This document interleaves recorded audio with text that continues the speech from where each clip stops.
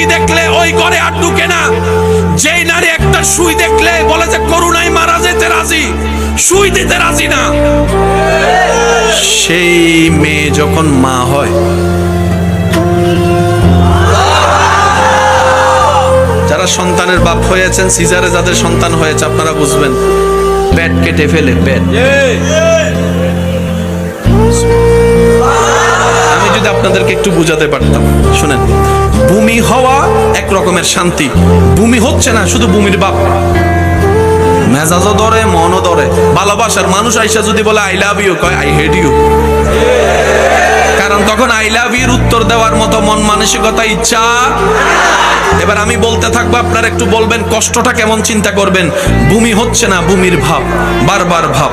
ভালো খাবার ঘ্রাণ আসলেই ভূমি ভূমি লাগে, মাথা চক্কর দেয়, বসতে পারে না, শুইতে পারে না, উঠতে পারে না। আমার মা যখন আমি পেটে আসছি, আপনি যখন পেটে গেছেন, আপনার মার অবস্থা, আপনার মার অবস্থা, একটু সুবহানাল্লাহ বলতে থাকি না।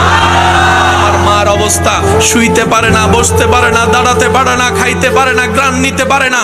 আবার এদিকে সংসারে সব রান্নার কাজ করা লাগছে, কাপড় ধোয়া লাগছে, ঘর মোছা লাগতেছে, পরিষ্কার পরিচ্ছন্ন সব কাজ করা লাগতেছে। কিন্তু আমার মা কখনো আমাকে নিয়ে বিরক্ত হয় নাই।